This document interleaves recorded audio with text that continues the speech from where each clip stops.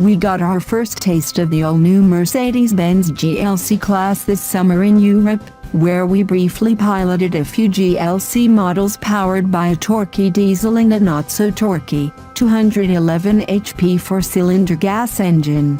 The former engine is poised to come here later next year, while the latter will not come here at all. Missing was the GLC300 with its 241 HP four-cylinder and attendant 9-speed automatic, the model that matters most to us in the US. We've just now spent the better part of 2 days with that version, traversing the roads around Mercedes' new Atlanta headquarters, from congested downtown to rural northern Georgia byways, and we can say that the GLC300 felt right at home, in more ways than one. Visually and dimensionally, the GLC-Class takes its rightful place in the Mercedes-Benz lineup below the larger GLC-Class.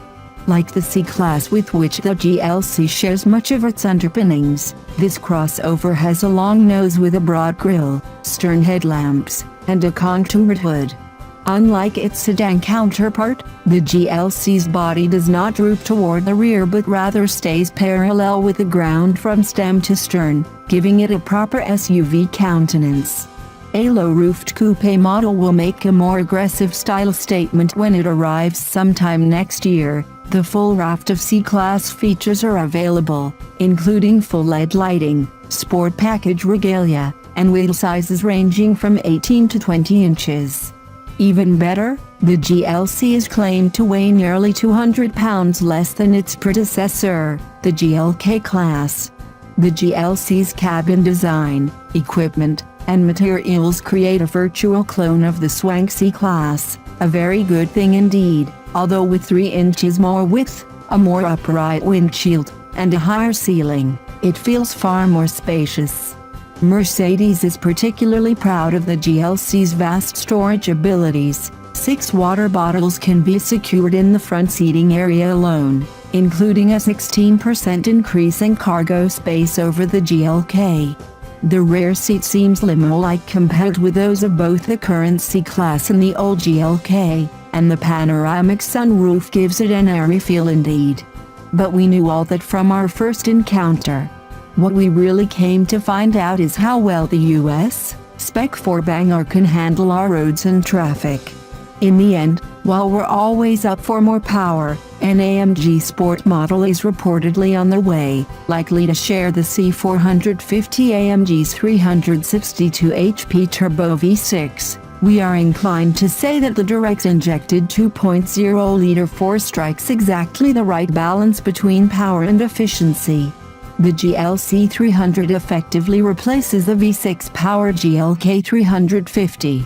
The turbo force 241 horsepower is down markedly from the GLK350's 302 ponies, but torque is the same at 273 lb-ft, all of which is available anywhere between 1,300 and 4,000 revolutions per minute.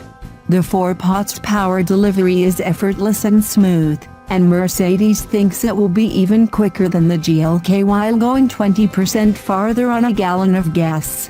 The new 9-speed automatic, however, exhibited some rather unbecoming behavior, most noticeably in the form of a mild thunk during throttle uptake when accelerating in slow-and-go traffic.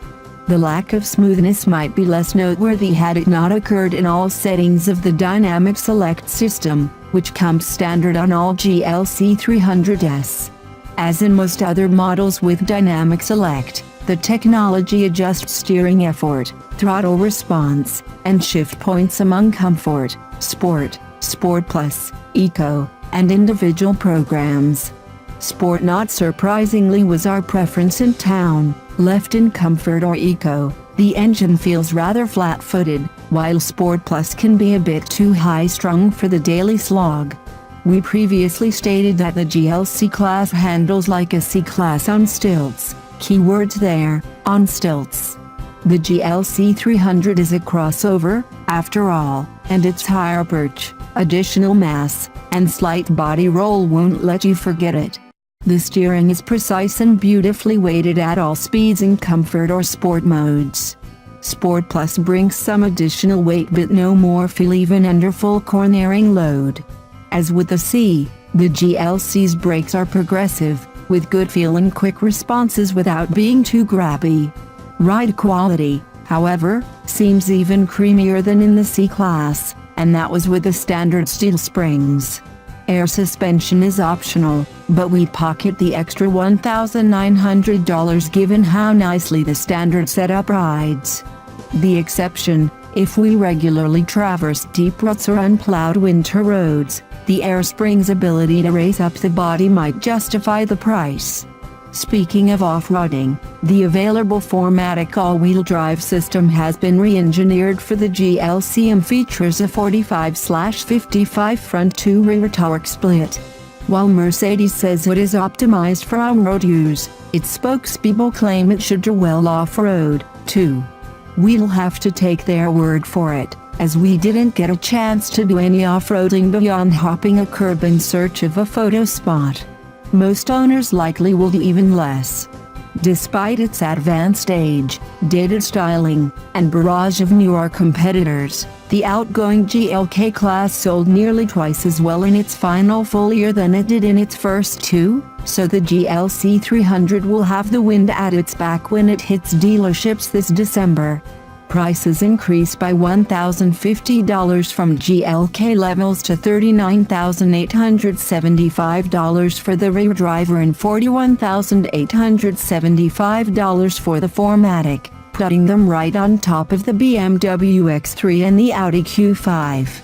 Mercedes points out that about $3,000 worth of added equipment has been folded into the deal, not to mention the new model's added refinement, style, and space. With all that on its side, we expect that the GLC300 will find itself right at home in many garages in suburban Atlanta and beyond.